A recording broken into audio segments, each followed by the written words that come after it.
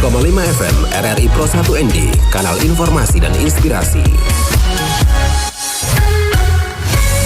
Selamat pagi pendengar Pro 1 RRI ND dimanapun Anda berada. Senang sekali kami kembali hadir dalam Florata pagi ini. Dan pendengar, seperti yang kita tahu bahwa demokrasi tidak hanya berbicara soal pemilu ataupun memilih pemimpin, tetapi juga tentang bagaimana masyarakat ini ikut terlibat, kritis, dan sadar terhadap proses demokrasi itu sendiri. Karena itu, penguatan pendidikan politik dan partisipasi masyarakat dinilai penting untuk membangun demokrasi yang lebih sehat.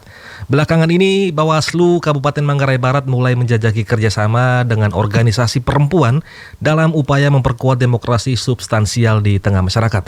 Lalu seperti apa peran perempuan dalam membangun budaya demokrasi yang sehat dan tantangan seperti apa yang masih dihadapi masyarakat dalam meningkatkan kesadaran politik? Pagi ini kita akan membahasnya bersama Ketua Bawaslu Kabupaten Manggarai Barat, ada Kakak Maria Magdalena Seriang atau biasa kami panggil dengan Kakak Leni. Pagi kali ini.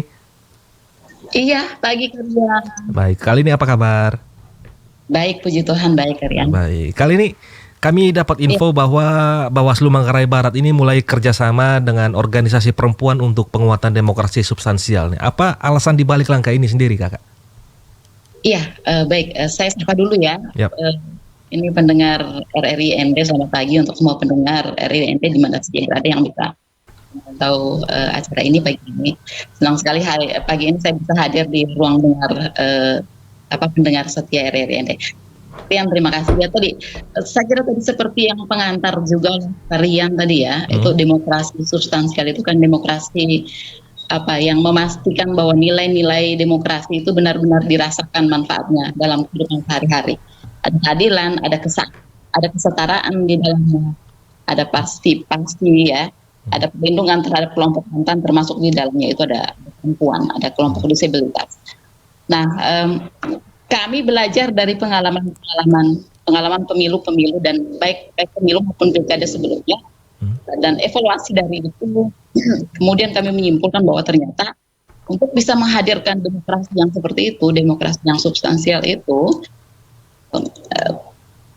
tidak bisa hanya mengandalkan ke pengawas. Jadi cara-cara pengawasan profesional hanya mengandalkan pengawas saja ternyata sudah tidak bisa lagi. Kita butuh demokrasi partisipatoris, kita butuh keterlibatan semua pihak di dalamnya. Nah, termasuk di dalamnya itu yang kami lirik sangat potensial untuk bisa menjadi pengawas partisipatif itu adalah kelompok-kelompok perempuan, organisasi-organisasi perempuan. Oke.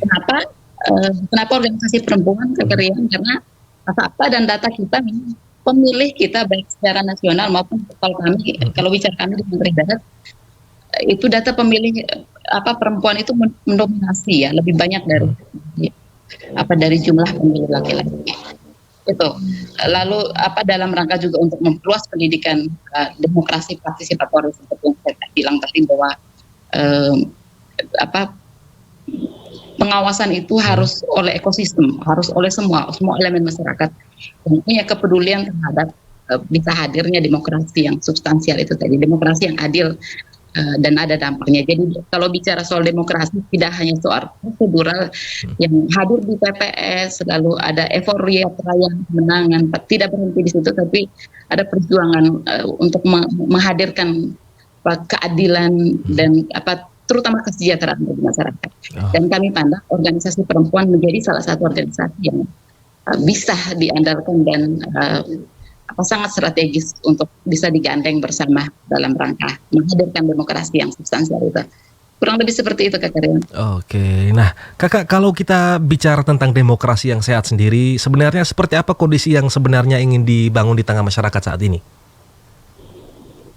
Iya, demokrasi yang sehat itu kan kondisi ketika masyarakat tidak hanya bebas memilih pemimpinnya ya, tetapi juga memiliki kesadaran, keberanian, dan tanggung jawab untuk menjaga kehidupan publik yang adil, damai, bermartabat. Demokrasi yang ingin dibangun seperti itu kan bukan sekedar rutinitas pemilu 5 tahunan, ya. Jadi demokrasi yang seperti yang sehat seperti itu tidak bisa hadir pas tahapan-tahapan pemilu saja. Butuh dirawat untuk bisa melahirkan demokrasi terutama kesadaran masyarakat ya untuk memilih secara sadar, rasional, kritis seperti yang tadi apakah kalian sampaikan di awal. Jadi masyarakat menentukan pilihannya berdasarkan apa gagasan ya, rekam jejak kandidat misalnya, atau kapasitas calon itu seperti apa. Lalu perjuangan calon itu untuk kepentingan menghadirkan kesejahteraan untuk masyarakat itu seperti apa. Jadi masyarakat memilih itu bukan karena politik uang, bukan karena ada bantuan di hari-hari menjelang tahapan itu. Tapi demokrasi yang sehat itu ketika masyarakat sudah memang benar-benar memilih karena sadar bahwa ini pemimpin yang saya pilih ini akan mampu menghadirkan keadilan, kesejahteraan dan kebaikan bagi masyarakat. Oke. Nah baik Kakak, selama ini persoalan apa yang paling sering ditemui Bawaslu terkait kesadaran politik masyarakat? Kalau yang kita lihat ya kekerian ya, itu literasi masyarakat kita masih kurang. Ya. Baik itu literasi politik, literasi kepemiluan maupun literasi terkait digital ya, misalnya yang ada apalagi hari ini dengan tantangan kemajuan digital AI ya. Jadi yang terjadi misalnya ketika literasi masyarakat lemah, masyarakat tidak teredukasi dengan baik secara politik itu ya itu tadi seperti yang saya bilang di awal tadi, mudah dibeli suaranya, ya diarahkan oleh orang-orang tertentu misalnya, mudah percaya pada hoax ya.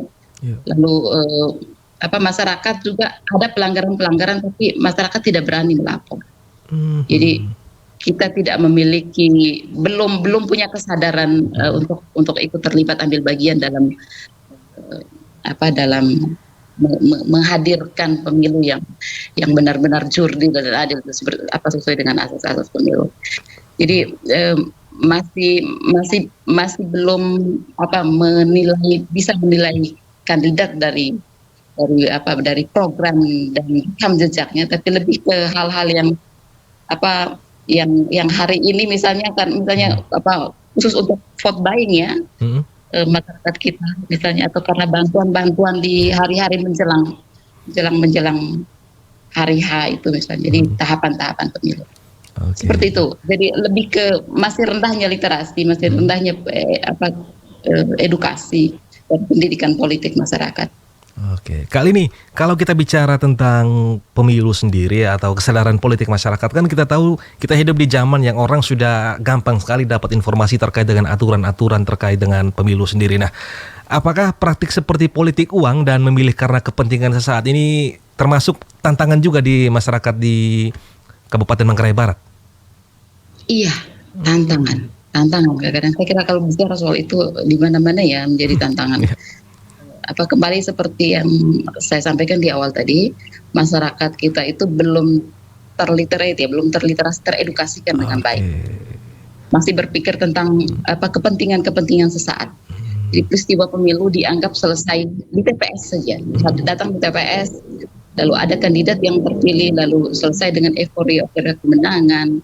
Ya, kita belum sadar bahwa putusan politik itu ya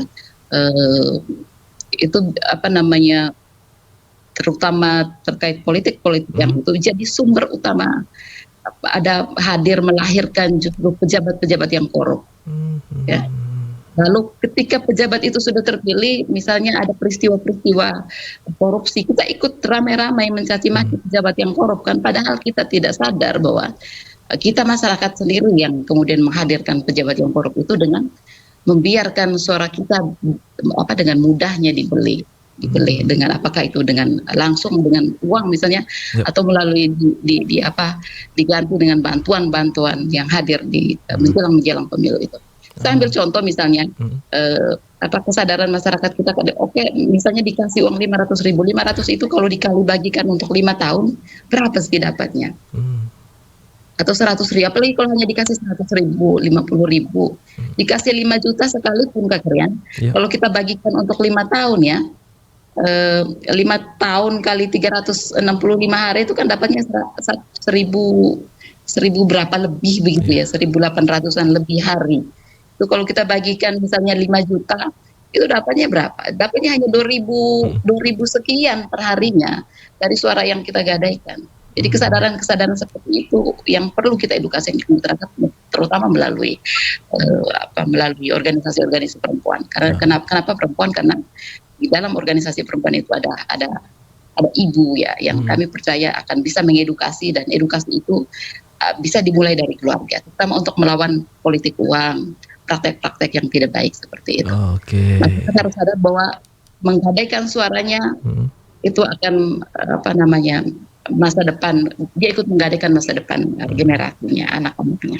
Oke. Begitu mungkin Pak Rian. Oke. Kali ini kalau kita bicara soal politik uang sendiri, apakah bisa dibilang bahwa perempuan ini cukup rentan dengan isu tersebut? Karena mungkin saya tidak tahu kalau di Manggarai Barat, karena di ND sendiri ada beberapa memang perempuan yang lemah. Karena kalau berbicara soal uang itu di ND ini kan ada tanggung renteng lah, ada bayar koperasi lah. Apakah memang perempuan bisa dinilai perempuan yang cukup rentan ya? Persis seperti itu. Perempuan kita yang tidak mandiri secara ekonomi, ya. Apalagi didukung dengan budaya patriarki kita kan, perempuan di rumah saja, menerima saja ini jadi saya kira itu poinnya, bahwa ketika perempuan belum mandiri secara ekonomi, tidak bisa keluar dari stigma budaya patriarki kita, ya, di rumah saja tidak menghasilkan apa-apa, tidak berinovasi juga untuk menghasilkan apa-apa untuk bisa menghidupkan dapur dan keluarganya. Itu rentan sekali. Kenapa kemudian kelompok perempuan menjadi kelompok yang cukup rentan dengan isu-isu politik uang seperti ini. Jadi untuk bisa merubah ini ya butuh kerjasama semua pihak. Jadi harus ada kesadaran bersama, menghadirkan kemandirian ekonomi di tengah masyarakat, terutama perempuan. Menjadi pemilik dapur di rumah-rumah itu kan. Ancaman-ancaman seperti yang Mas Rian sampaikan tadi, tanggung benteng operasi harian seperti itu kan. Nah, Kakak, kami penasaran kenapa Bawaslu Manggarai Barat menggandeng wanita Katolik Republik Indonesia nih dari sekian banyak komunitas yang ada nih, Kak. Kenapa WKRI yang dipilih lebih dulu nih? Iya, kami sebenarnya kami mau berangkat dari kesadaran itu tadi ya, bahwa pengawasan pemilu itu tidak cukup dilakukan di menjelang tahapan. Lalu yang berikutnya, bahwa pengawasan pemilu itu juga tidak bisa lagi mengandalkan pengawasan konvensional. Jadi kita butuh pengawasan yang melibatkan ekosistem. Lebih banyak orang, lebih banyak pihak yang terlibat di dalamnya, partisipatoris. Jadi kenapa perempuan dan kenapa BKRI yang kami lihat juga selain BKRI juga kami dengan PKK Kabupaten yang menurut kami secara struktur organisasi dia kuat, Kak. Jadi dia struktur organisasinya, misalnya WKRI itu kan dari pusat sampai ke tingkat KBG.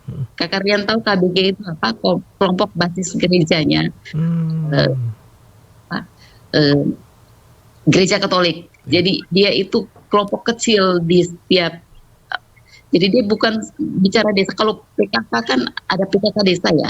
Kalau BKRI itu dia lebih sampai ke rumput menurut saya sih. Jadi bisa masuk sehingga pesannya itu bisa sampai ke rumah-rumah, karena kami pengawas pemilu, penyelenggara pemilu tidak bisa menjangkau sampai ke situ wilayah itu, dan kami melirik bahwa WKRI dengan organisasi dengan strukturnya yang solid dan kuat itu bisa ikut membantu, menyuarakan, mengkampanyekan, dan itu dimulai dari dalam keluarga. Dari ruang-ruang diskusi ibu-ibu WKRI, perempuan-perempuan itu ya, WKRI itu kan wanita Katolik Republik Indonesia, dan itu dia itu sampai ke tingkat yang paling kecil di lingkungan gereja misalnya, untuk lingkungan gereja.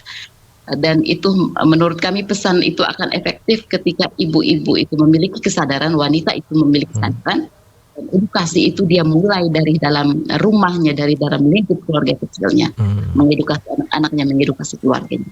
Itu sasaran kami, itu yang kami harapkan. Oke.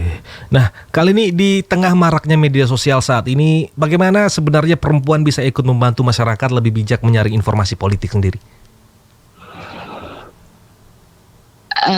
Iya, hari ini ya kalau kita lihat ini perempuan bukan hanya menjadi pengguna media sosial, tetapi juga memiliki pengaruh dalam keluarganya tadi seperti yang saya bilang.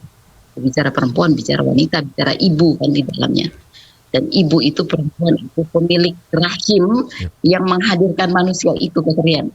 Jadi kalau kita bicara hari ini tentang generasi emas, generasi emas itu kan bicara sumber daya manusia, dan manusia itu lahir dari rahim seorang ibu. Dan karena itu kami sangat berharap perempuan hari ini ya dapat membantu mengedukasi mulai dari keluarga, terutama terhadap tantangan informasi maraknya informasi di media sosial ya, kalian ya.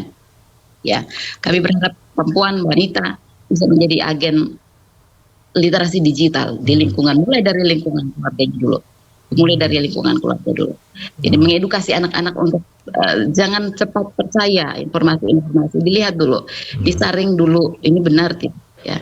Lalu mengedepankan etika ya, wanita dan perempuan dan ibu itu bisa mencoba mengedukasi mulai dari rumah, mulai dari anak, mulai dari lingkungan terkecil untuk mengedepankan etika untuk bermedia sosial, lalu aktif melakukan edukasi terutama edukasi fisik melalui komunitas-komunitas yang ada perempuan di dalamnya, termasuk itu. Jadi di era digital menjaga demokrasi tidak hanya melalui pengawasan formal, tapi juga melalui kesadaran masyarakat dalam menggunakan informasi. Dan perempuan ketika memiliki posisi strategis sebagai pendidik, sebagai ibu yang ada di rumah yang bisa mendidik anak-anaknya, generasi muda. Ya, Gen Z hari ini kan menjadi, kalau kami di Manggarai Barat, kemudian Gen Z itu menjadi mendominasi jumlah pemilih dari kategori kurang lebih seperti itu, Kak Karen. Oke. Nah, kali ini masyarakat tahunya Bawaslu ini kerjanya hanya saat pemilu nih. Nah, menurut kali ini sendiri sebagai Ketua Bawaslu Manggarai Barat, mengapa pendidikan demokrasi begitu penting dilakukan bahkan di luar masa pemilu sendiri?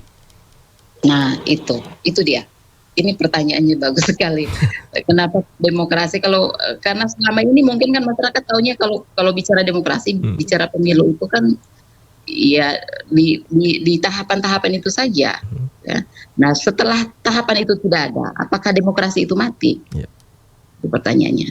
Jadi demokrasi sejatinya adalah budaya yang harus terus dibangun bersama. Jadi bukan sekedar kegiatan seperti yang saya bilang di awal, ritual 5 tahunan saja. Jadi kenapa di luar masa tahapan? Karena Bawaslu secara hierarki mulai dari Bawaslu RI sampai kami ke tingkat bawah di kabupaten sangat menyadari sekali bahwa pendidikan demokrasi itu tidak bisa dilakukan hanya menjelang pemilu saja. Kesadaran berdemokrasi, menghadirkan demokrasi yang substansial itu perlu dirawat, seperti ketika menanam pohon kita menginginkan buahnya baik, itu perlu dirawat, disiram, dijaga dari panas, dari apa. Nah, seperti itu juga demokrasi. Demokrasi itu tidak hanya menunggu di tahapan, tapi setiap hari dalam lini kehidupan kita masing-masing. Demokrasi itu harus terus dirawat, dan dirawat oleh siapa? Dirawat oleh kita semua, oleh setiap elemen masyarakat, setiap stakeholder, kelompok-kelompok kepentingan yang peduli untuk menghadirkan demokrasi substansial. Demokrasi partisipatoris. Jadi bagi Bawaslu ini adalah investasi. Jadi kegiatan-kegiatan kami di non tahapan seperti ini, Kak Rian, ini investasi jangka panjang yang diharapkan ketika nanti pemilu 2029 kita sudah bisa mendapatkan pemilu yang lebih baik dari pemilu kali lalu misalnya. Jadi kesadaran masyarakat itu tentang bagaimana memilih pemimpin, melihat rekam jejak, tidak lagi ikut terlibat dari politik uang. Data pemilih kita lebih bagus, itu juga yang paling lebih baik dari pemilu-pemilu sebelumnya. Jadi kurang lebih seperti Bawaslu menyadari itu. Jadi kenapa kemudian Bawaslu tetap di luar tahapan, terutama untuk mendorong lahirnya demokrasi. Itu dengan melibatkan organisasi perempuan, kelompok-kelompok kepentingan, termasuk sekolah-sekolah. Kami aktif melakukan Bawaslu Go to School, pendidikan untuk untuk pemilih pemula, untuk Gen Z, menyasar Gen Z kita ke sekolah, ke kampus-kampus, ke lingkungan, diskusi-diskusi dari dengan kelompok-kelompok rentan ya. Dan itu diskusi-diskusi itu dilakukan secara non formal di ruang di mana saja kita bertemu, di warung-warung, di tempat nongkrong anak-anak muda, kita hadir di situ. Nah, kali ini kalau kita bicara kesadaran politik sendiri, seperti apa tanda bahwa masyarakat mulai lebih sadar dan peduli terhadap kualitas demokrasi sendiri? Iya. Kalau kita mau ngomong soal masyarakat itu mulai sadar dan peduli terhadap kualitas demokrasi, mungkin bisa dilihat dan dinilai dari perubahan cara berpikir, ya, mindset, pola perilaku politik masyarakat. Karena seperti tadi yang di awal disampaikan, itu kekerian demokrasi yang sehat itu tidak bisa hanya diukur dari tingginya partisipasi, berapa banyak orang yang hadir di TPS. Jadi tidak hanya soal angka berapa banyak partisipasi yang hadir di TPS, tetapi juga bagaimana kualitas keterlibatan warga masyarakat untuk menjaga proses demokrasi itu sendiri. Jadi kalau ditanya apa tanda-tandanya bahwa demokrasi itu kualitasnya sudah bagus, ya salah satunya mungkin masyarakat sudah berani menolak praktek transaksional, praktek-praktek politik uang. Lalu masyarakat juga kritis menilai kandidat, ya, ikut melaporkan ketika ada dugaan pelanggaran. Jangan takut diancam, ikut melaporkan ketika melihat ada pelanggaran, ayo laporkan, ya. Lalu masyarakat juga lebih bijak dalam bermedia sosial, ya, hoax, hate speech itu, ya. Masyarakat lebih bijak dalam menggunakan media sosial, tidak gampang percaya sesuatu, gampang men-share sesuatu tapi disaring dulu, ya. Lalu yang berikutnya sudah bisa menghargai perbedaan pilihan, ini juga penting. Menghargai perbedaan pilihan, bahwa dalam politik, dalam demokrasi itu perbedaan itu sesuatu yang wajar, sesuatu yang lumrah. Itu jadi ketika si A beda pilihan dengan saya harus hargai sebagai bagian sebagai warna demokrasi. Lalu kami berharap juga dengan kegiatan-kegiatan yang kami lakukan sekarang, salah satu tanda yang di pemilu berikutnya nanti adalah ikut aktif mengawasi. Kurang lebih seperti itu, Kak Rian. Oke. Kali ini mungkin terakhir sebelum kita akhiri dialog kita, apa harapan Bawaslu kepada organisasi perempuan dan masyarakat dalam menjaga demokrasi yang sehat di Manggarai Barat sendiri? Silakan, Kakak. Halo? Iya. Terakhir, Kak, mungkin sebelum kita akhiri dialog ini, apa harapan Bawaslu kepada organisasi perempuan dan masyarakat tentunya dalam menjaga demokrasi yang sehat di Kabupaten Manggarai Barat sendiri? Oke, baik Kak Rian, terima kasih. Harapannya semua elemen masyarakat, ya, dan terutama organisasi perempuan yang hari ini kami gandeng dapat menjadi mitra aktif dalam merawat demokrasi itu tadi, demokrasi yang sehat, demokrasi yang bermartabat. Dan demokrasi yang kuat tidak hanya bergantung pada penyelenggara pemilu, ya, pada pengawas pemilu saja, jadi tidak bisa konvensional lagi, tetapi juga ada kesadaran kolektif masyarakat di dalamnya untuk menjaga nilai-nilai demokrasi di kehidupan kita sehari-hari.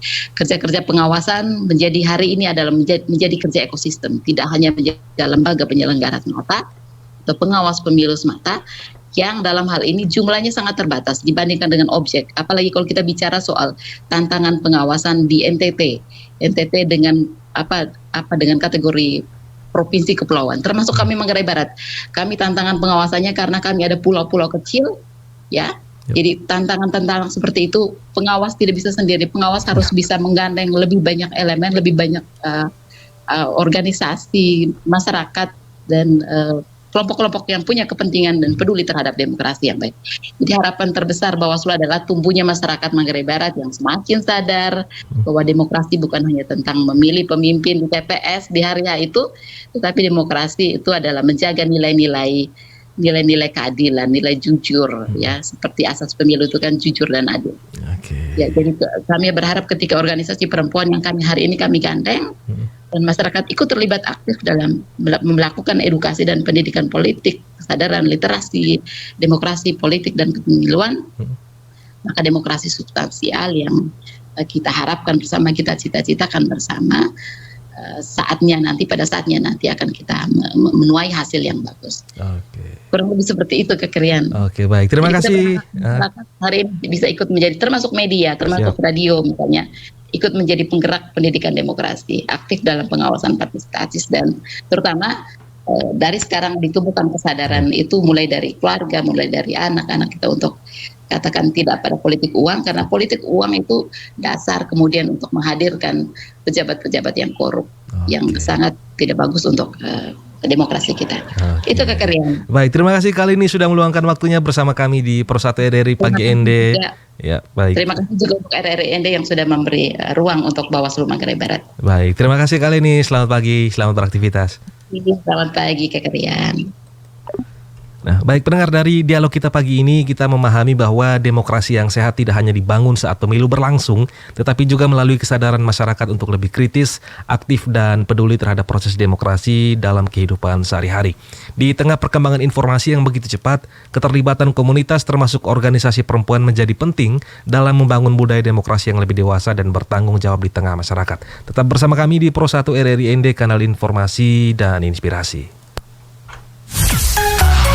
100,5 FM RRI Pro 1 ND, kanal informasi dan inspirasi.